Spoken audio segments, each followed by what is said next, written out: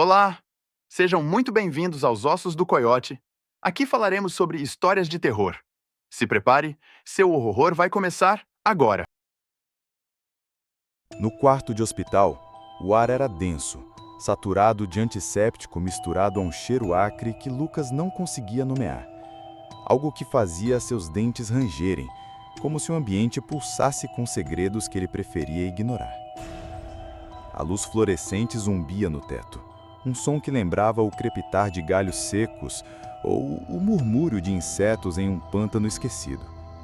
Lucas, de 23 anos, estava preso à cama, o corpo tetraplégico, imóvel como uma âncora lançada em águas escuras e insondáveis. Seus olhos castanhos, arregalados e úmidos, fixavam-se no teto, mas não viam as rachaduras finas no gesso. Viam labaredas que dançavam como espectros. Viam rostos derretendo em chamas. Viam cinzas girando num vento que não existia. 1, 2, 3... Testando, murmurou ele, a voz rouca, como se o fogo que o perseguisse tivesse lambido sua garganta. Está gravando, Alberto?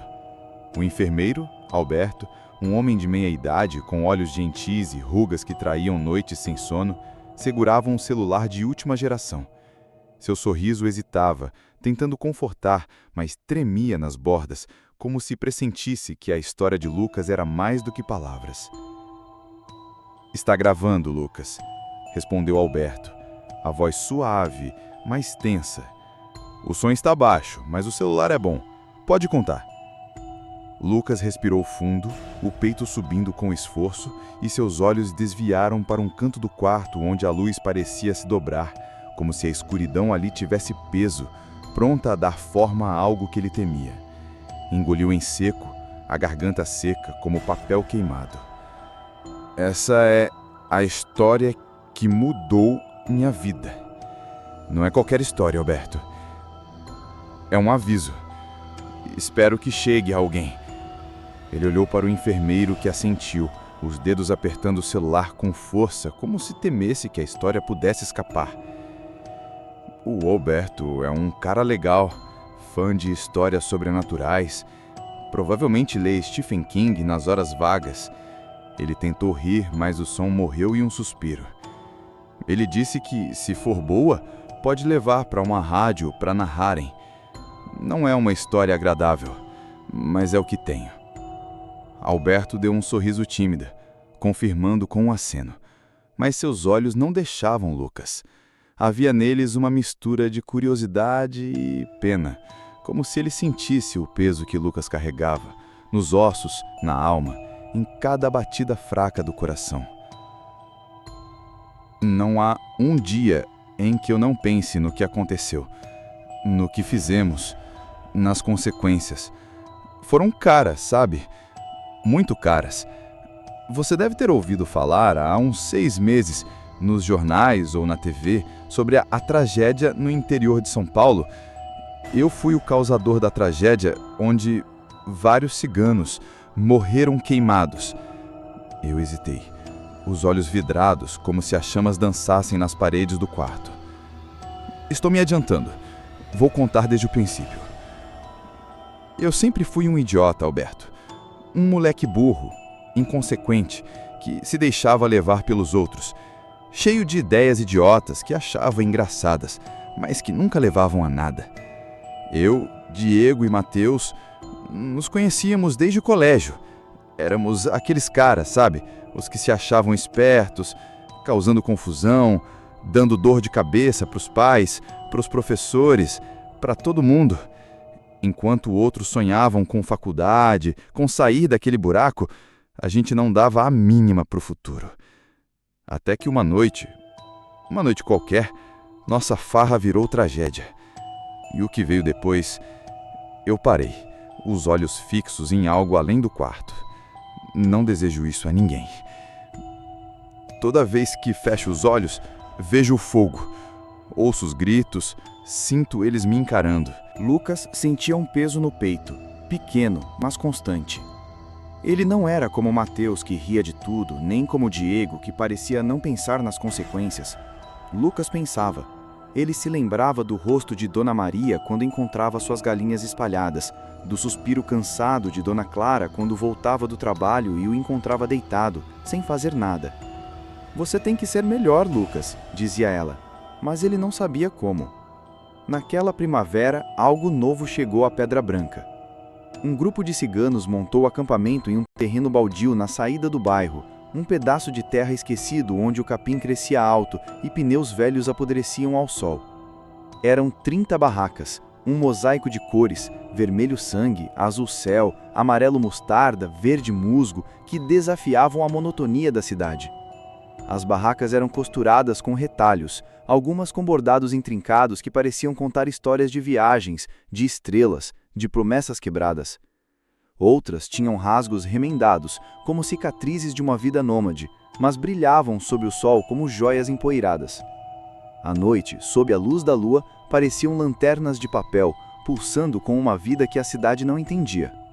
Carros velhos, com pintura descascada e pneus carecas, formavam um círculo ao redor do acampamento como sentinelas de um mundo à parte.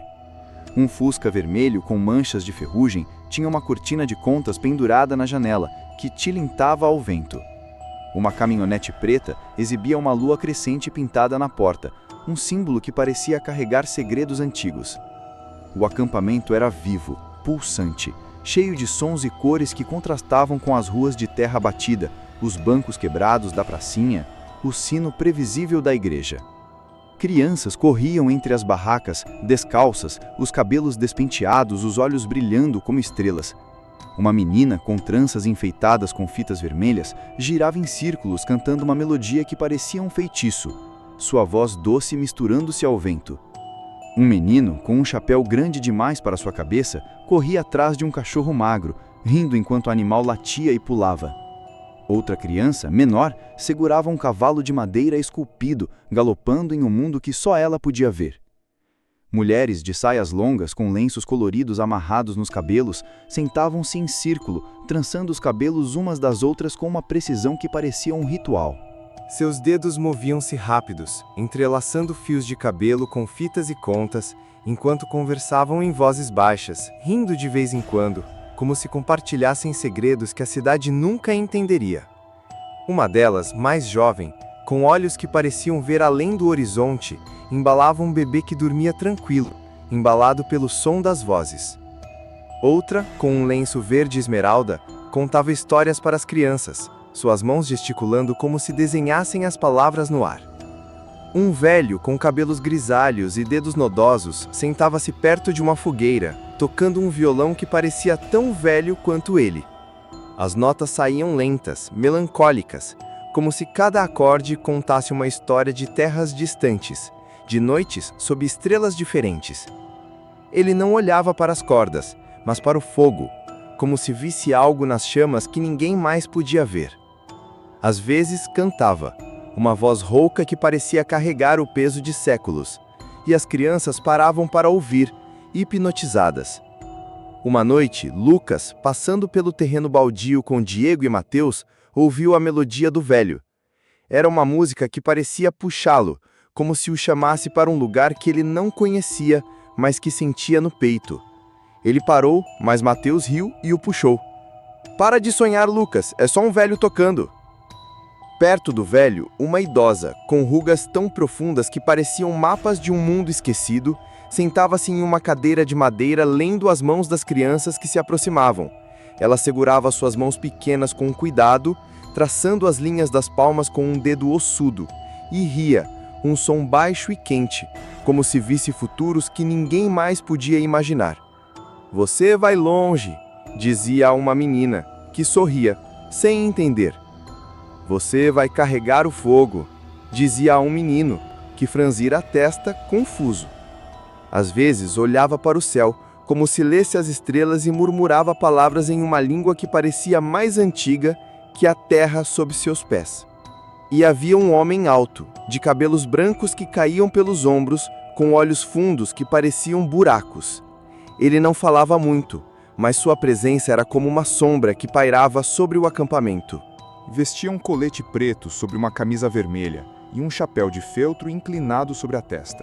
Caminhava devagar, observando tudo, como se guardasse os segredos de todos ali. As crianças o chamavam de avô, mas havia algo nele que sugeria mais do que um simples líder. Ele era como um guardião, um homem que carregava o peso de séculos, de promessas e maldições. Uma vez, Lucas o viu parado na entrada do acampamento, olhando para a cidade e sentiu um arrepio. Era como se o homem soubesse algo que ninguém mais sabia, como se visse o futuro ou o passado. O acampamento era como um conto de fadas, que a cidade não sabia ler.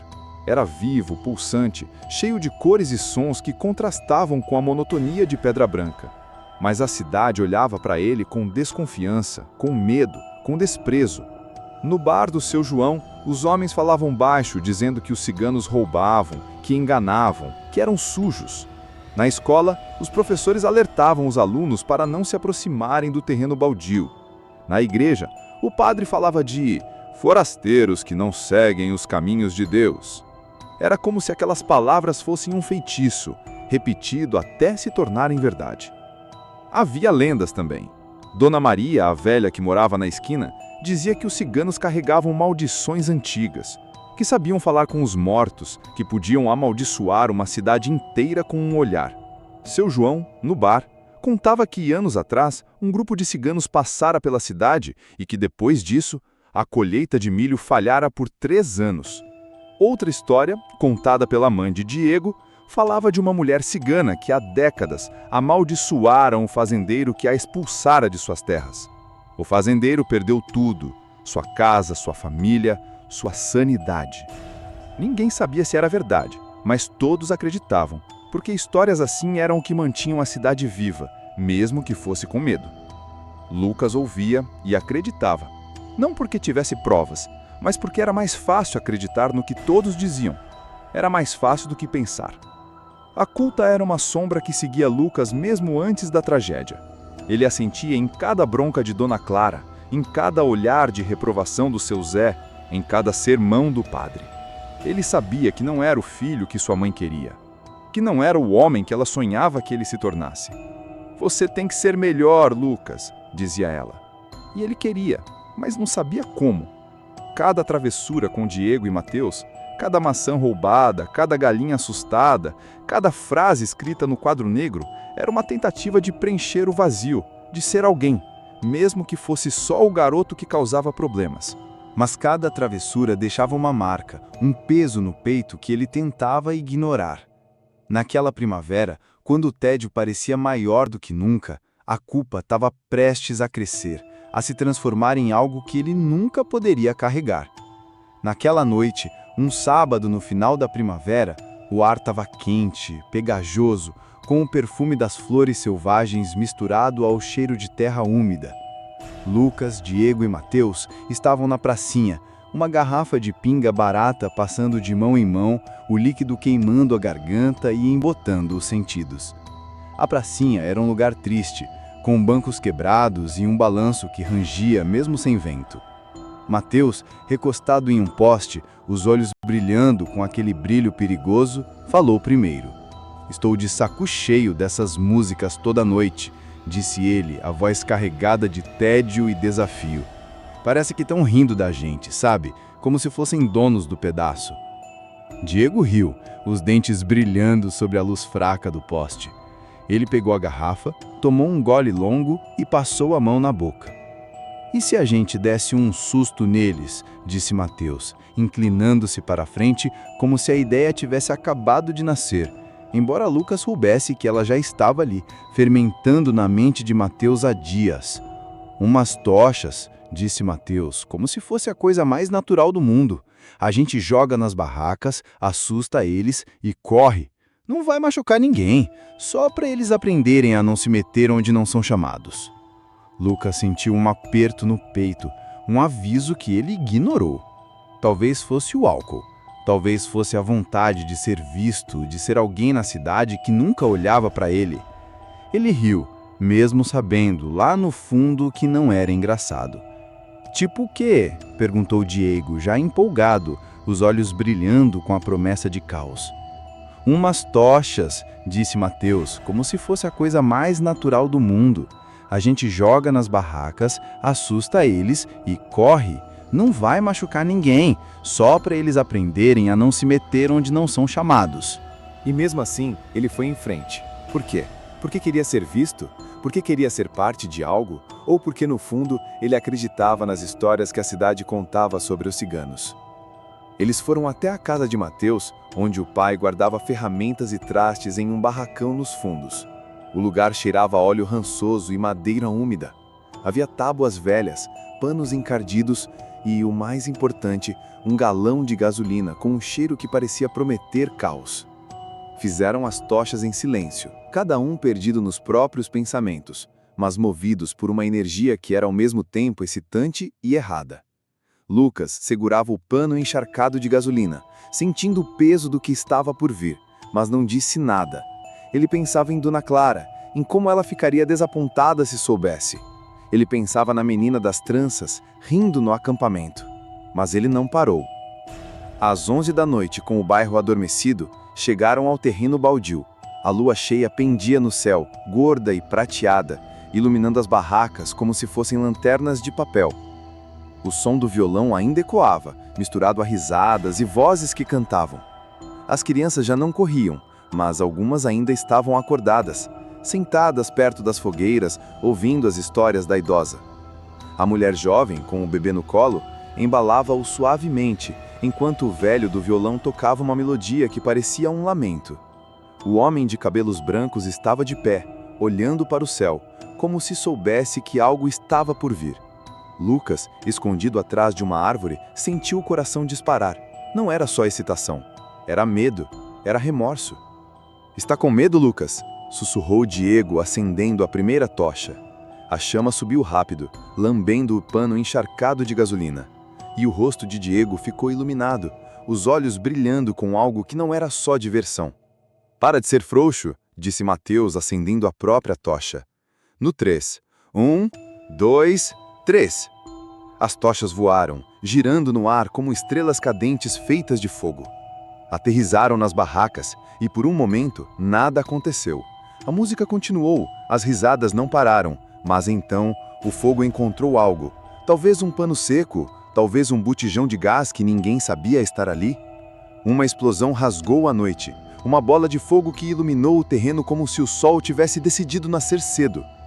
Gritos cortaram o ar, não de susto, mas de pavor. Pessoas corriam, sombras dançando nas labaredas. A mulher jovem, com um bebê no colo, gritava, tentando fugir. O velho do violão caiu, as chamas lambendo seu corpo.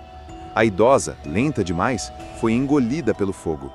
O homem de cabelos brancos correu, tentando salvar quem podia, mas o caos era maior que ele. A menina das tranças vermelhas ficou parada, olhando as chamas, como se não acreditasse que o mundo pudesse queimar.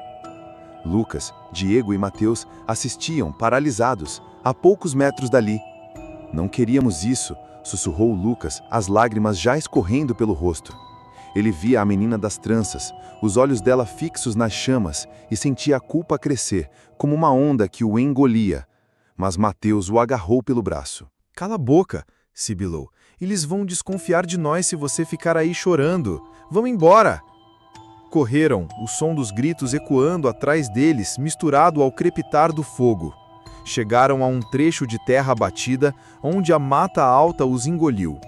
Mateus, ofegante, colocou as mãos nos ombros de Diego e Lucas. "Isso é segredo nosso", disse, a voz dura. "Ninguém fala, ninguém." Lucas assentiu, o coração batendo tão alto que parecia que o mundo inteiro podia ouvir. A culpa o esmagava, como se as chamas do acampamento tivessem se alojado em seu peito. Ele via a menina das tranças, o velho do violão, a idosa, todos queimando, e sabia que era culpa dele. Naquela noite, ele não dormiu. Como poderia, com o peso do que haviam feito esmagando seus ossos? No dia seguinte, Pedra Branca estava em choque. A televisão ligada na sala da casa de Lucas mostrava imagens do terreno baldio, agora reduzido a cinzas e destroços. Uma repórter, com a voz grave e o rosto sério, narrava a tragédia. 3 jovens, 2 irmãos e uma prima, entre 16 e 20 anos, mortos. A idosa que não conseguirá escapar da barraca em chamas. 2 adultos, carbonizados a ponto de dificultar a identificação. Outros, feridos com queimaduras graves, lutavam pela vida em hospitais distantes. A polícia investigava, mas não havia pistas, não havia testemunhas. O terreno foi isolado e os ciganos sobreviventes partiram, deixando para trás apenas o cheiro de fumaça e o silêncio. Lucas, Diego e Mateus tomaram cuidado para não serem vistos juntos. Evitavam o terreno, evitavam os olhares curiosos da cidade. Mas a culpa de Lucas era uma fera viva, roendo-o por dentro. Ele não conseguia olhar para Dona Clara sem sentir vergonha. Ela notava que algo estava errado. Ele não comia, não falava, passava as noites olhando para o teto. "O que está acontecendo, meu filho?" perguntava ela.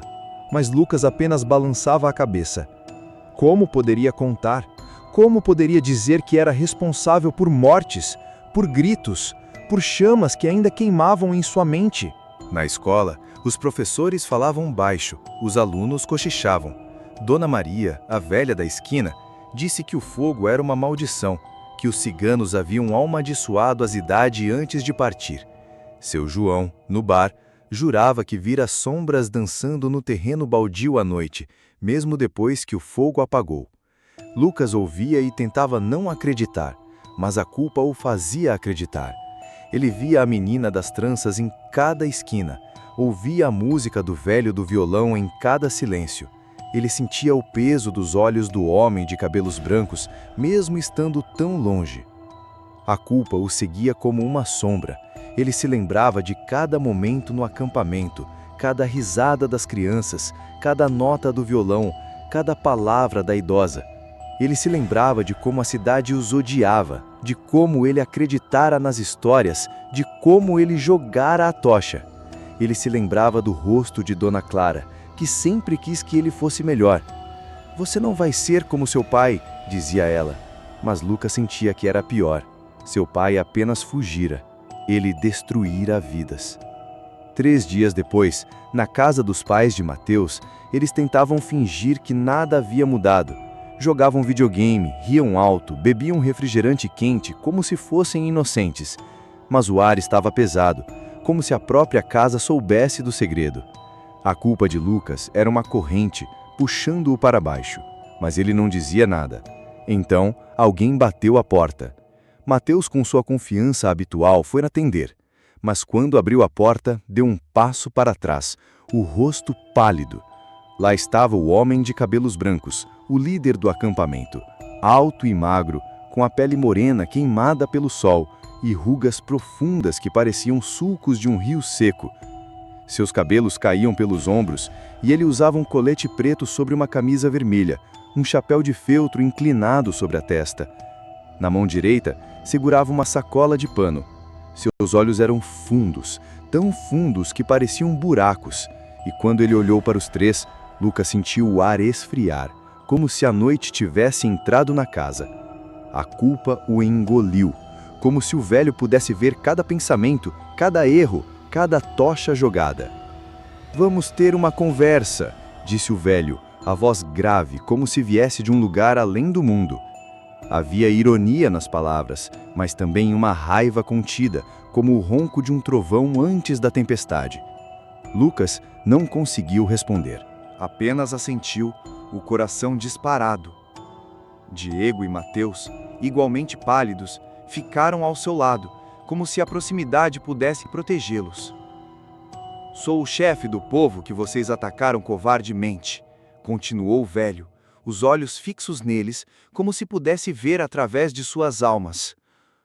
"Os jovens que morreram eram meus sobrinhos, a idosa era minha mãe, a menina das tranças minha neta. A lei de vocês fez pouco caso de nós. Tornamo-nos apenas uma história para os jornais, um entretenimento para a televisão. Mas a impunidade nunca fez parte do nosso povo." Eles tentaram negar, gaguejando palavras frágeis, dizendo que não sabiam de nada. Mas o velho levantou a mão esquerda, um gesto lento e autoritário, e eles se calaram. "Não mintam para mim", disse ele, o ódio em sua voz como uma lâmina afiada. O fogo sempre fala, as cinzas falam, e os mortos, eles gritam por vingança. Ele tirou da sacola um pano vermelho, manchado de algo escuro, e jogou-o no chão. O pano se abriu, revelando 3 bonecos de voodoo, grotescos, feitos de pano e palha, com rostos costurados que pareciam gritar. Em cada um pedaço de papel preso por um alfinete. Nos papéis, seus nomes: Lucas, Diego, Mateus. Vocês tiraram vidas, disse o velho, apontando para os bonecos. Agora vão viver com a morte, todo dia, toda noite, até não aguentarem mais. Vocês vão ver o que fizeram. Vão sentir o que eles sentiram. Lucas quis correr, mas suas pernas estavam moles. A culpa o prendia, como se os olhos do velho fossem correntes. Diego gritou, chamou o velho de louco, mas ele apenas sorriu. Um sorriso frio, sem calor, apenas raiva. Então, o velho pegou um canivete, cortou a palma da mão e deixou o sangue pingar nos bonecos, enquanto murmurava palavras em uma língua antiga, cheia de sílabas que pareciam dançar no ar. Seus olhos rolaram para trás, as pupilas desaparecendo, deixando apenas o branco leitoso. Um vento gelado atravessou a casa e as luzes piscaram, como se o próprio mundo tremesse. A praga está feita, disse o velho, a voz como um trovão, e nem o próprio diabo pode removê-la. Não tem volta. Ele virou as costas e saiu, entrando em um carro velho que parecia engolido pela escuridão. Os 3 ficaram paralisados, olhando para os bonecos no chão, o sangue brilhando sob a luz fraca. Lucas, com um coração na boca, finalmente falou: "O que acabou de acontecer?" Mateus, tentando recuperar o controle, foi até a cozinha, pegou uma sacola e uma pá, e sem tocar nos bonecos, juntou-os com nojo e jogou tudo na lixeira da rua. Quando voltou, apontou o dedo para os outros. "Vocês acreditam nessa baboseira de praga?" disse com um deboche forçado. "Olhem para a cara de vocês, acreditando em contos de fada. Ele quer que a gente fique histérico, que confesse tudo para a polícia. Eu não caio nessa." "Você viu os olhos dele?" murmurou Diego, apavorado. Lucas caiu de joelhos na varanda, sem dizer nada. A culpa era uma faca, cortando-o por dentro. Ele via a menina das tranças, o velho do violão, a idosa, todos olhando para ele, todos queimando. Ele pensava em Dona Clara, em como ela ficaria se soubesse. Ele pensava no que fizera e não conseguia respirar. Por 2 dias, eles não se viram. Lucas passou as noites em claro, olhando para o teto do quarto, ouvindo o ranger da casa, como se ela soubesse do que ele fizera. Dona Clara, preocupada, tentava conversar, mas ele se fechava. "Você está diferente, Lucas", dizia ela. "Está com a cara de quem viu assombração." Ele não respondia. Como poderia? A culpa o consumia, como um fogo que nunca apagava. Ele se lembrava de cada detalhe do acampamento, as barracas coloridas, as crianças rindo, a música do velho, as palavras da idosa. Ele se lembrava de como jogara a tocha, de como rira com Mateus e Diego, de como ignorara o aviso em seu peito. Na 3ª noite, a praga começou. Lucas sonhou com um incêndio, mas não como espectador. Ele estava dentro da barraca, o fogo lambendo sua pele, o ar queimando seus pulmões. Viu os rostos dos jovens ciganos derretendo nas chamas, os olhos vazios pedindo justiça.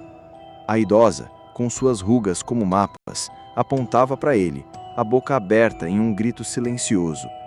A menina das tranças vermelhas estava lá, parada, olhando-o enquanto o fogo consumia suas fitas. O velho do violão tocava, mesmo enquanto queimava, uma melodia que parecia um lamento eterno. Acordou gritando, o corpo suado, o quarto impregnado com um cheiro de fumaça que não fazia sentido. Pensou que era só um pesadelo, mas, ao olhar no espelho, viu marcas no braço, queimaduras frescas, vermelhas e cruas, como se o fogo ainda estivesse ali. Não era só a noite. Durante o dia, as visões começaram. Caminhando pela rua, viu o reflexo da idosa em uma vitrine, os olhos fundos, apontando para ele.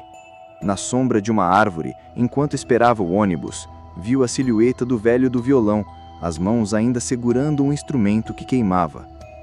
No vidro embaçado do bar do seu João, viu a menina das tranças, o cabelo em chamas, os olhos fixos nele. As marcas no corpo se espalhavam, dos braços para o peito, das pernas para o pescoço, para o rosto, como se o fogo estivesse escrevendo sua história na pele. E as vozes, elas vinham mesmo acordado. Você fez isso.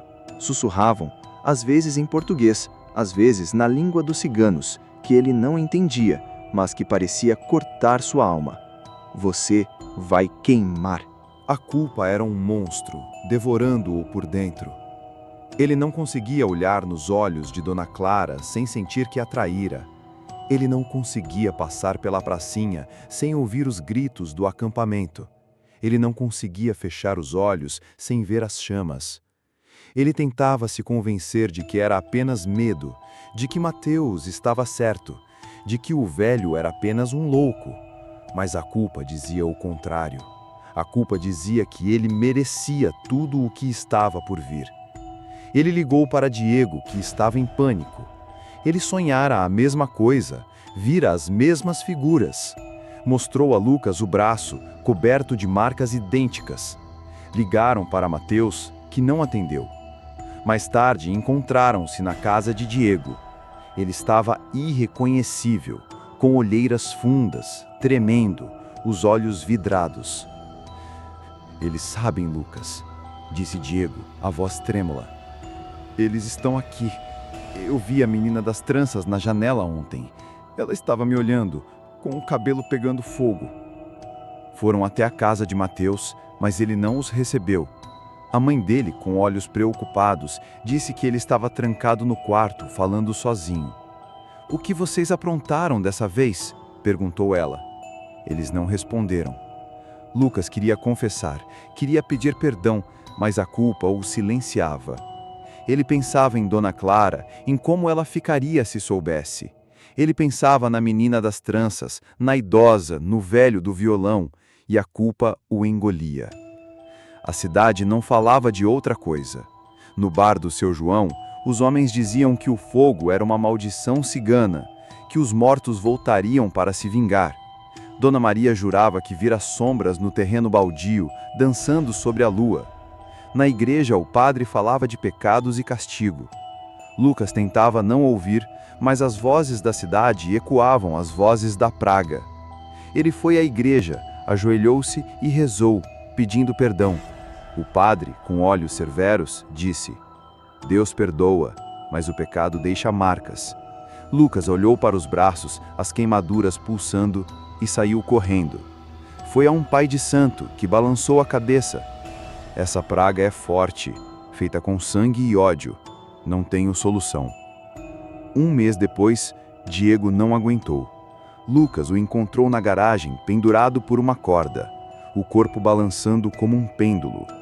Nas paredes, escrito com giz em letras trêmulas: "Eles não param de gritar." As vozes o seguiam até no enterro, sussurrando nos cantos da igreja enquanto o padre falava de redenção. Ele via a menina das tranças no reflexo do vitral, o velho do violão na sombra do caixão. Ele ouvia suas vozes, misturadas com o sermão. "Você fez isso, você vai queimar." 2 semanas depois, Mateus sumiu. A mãe dele confessou que ele estava doente, com bolhas que surgiam pelo corpo como queimaduras que estouravam em feridas. O pai o levou para a capital, mas ele não voltou. O pai, abalado, disse que os cabelos de Mateus caíram, que seu corpo virou uma ferida aberta, que ele morreu sufocado, com as chamas dentro da garganta. Os médicos não entendiam, disse ele. Diziam que era uma infecção, mas parecia que ele estava queimando por dentro. Lucas era o último. A culpa o consumia. Ele não conseguia olhar para Dona Clara sem sentir que a traíra. Ele não conseguia andar pela cidade sem ver os mortos, na vitrine de uma loja, na sombra de uma árvore, no reflexo de uma poça. Ele não conseguia dormir sem sentir o fogo, sem ouvir as vozes. Ele correu para a igreja, rezou, pediu perdão. Foi ao pai de santo que recusou ajudar. Essa praga é antiga, menino. Só o sangue apaga. Um dia, olhou no espelho e viu os mortos atrás dele, apontando. A menina das tranças, o velho do violão, a idosa com rugas como mapas. Você fez isso, diziam. Você vai queimar. Desesperado, Lucas fugiu para São Paulo, para uma pensão barata no centro. Mas os pesadelos o seguiram. Gritava à noite, acordando os outros moradores, que o chamavam de louco. As visões continuavam. A idosa no reflexo de uma vitrine na Avenida Paulista. O velho do violão na sombra de uma árvore no Ibirapuera. A menina das tranças do vidro embaçado de um ônibus. As marcas agora cobriam seu corpo inteiro. E as vozes eram um coro constante, mesmo no barulho da cidade. Você fez isso. Você vai queimar. Fez terapia, tomou remédios, mas nada parava o cheiro de fumaça, as vozes, as figuras que o seguiam. A culpa era um inferno. Ele pensava em Dona Clara, em como ela ficaria se soubesse. Ele pensava na menina das tranças, em como ela rira, em como ele destruíra a sua vida. Ele pensava no velho do violão, na idosa, em todos que queimaram por causa dele. Ele queria confessar, mas a culpa o silenciava. Ele queria morrer, mas a culpa o mantinha vivo, como se fosse parte da praga. Uma noite, caminhando pelas ruas, sentiu o cheiro de queimado, viu os mortos na sua frente, os rostos derretidos, os olhos vazios. A menina das tranças, o velho do violão, a idosa, todos ali apontando. Correu, esbarrando em tudo, atravessou uma avenida sem olhar. Um carro o atingiu, e o mundo girou. Sangue na boca, buzinas, risadas. Depois, escuridão. No hospital, acordou tetraplégico, o corpo inútil, a mente prisioneira. Contou sua história para Alberto, que ouviu em silêncio. Quando terminou, chorou. Eles tiraram minha paz, minha sanidade. O que mais podem tirar? Alberto, comovido, afastou o celular. Como posso ajudar Lucas? Leve isso para as pessoas, como prometeu. Alberto saiu, chamado por outro paciente. Lucas ficou sozinho e o cheiro de fumaça voltou. Ele gritou, os olhos arregalados. A idosa cigana subiu na cama, as mãos queimadas apertando seu pescoço. A menina das tranças, o velho do violão, todos ali, apontando. Correu, esbarrando em tudo, atravessou uma avenida sem olhar. Um carro o atingiu e o mundo girou. Sangue na boca, buzinas, risadas. Depois, escuridão. No hospital, acordou tetraplégico, o corpo inútil, a mente prisioneira. Contou sua história para Alberto, que ouviu em silêncio. Quando terminou, chorou. Eles tiraram minha paz, minha sanidade. O que mais podem tirar? Alberto, comovido, afastou o celular. Como posso ajudar, Lucas? Leve isso para as pessoas, como prometeu. Alberto saiu, chamado por outro paciente. Lucas ficou sozinho, e o cheiro de fumaça voltou. Ele gritou, os olhos arregalados. A idosa cigana subiu na cama, as mãos queimadas apertando seu pescoço. A menina das tranças, o velho do violão, todos estavam ali olhando em silêncio. Ele gritou por perdão, mas ninguém veio. 20 minutos depois, Alberto voltou. Encontrou Lucas morto, os olhos arregalados, marcas de mãos no pescoço, o ar impregnado de fumaça. Quando ouviu a gravação, notou algo estranho. Vozes no fundo, sussurrando em uma língua antiga. Você fez isso. Você vai queimar. Que história horripilante. O que vocês acharam? Deixe aqui os seus comentários e se inscreva no nosso canal. E também deixe seu like. Nos veremos na próxima lua cheia. Fiquem todos na escuridão.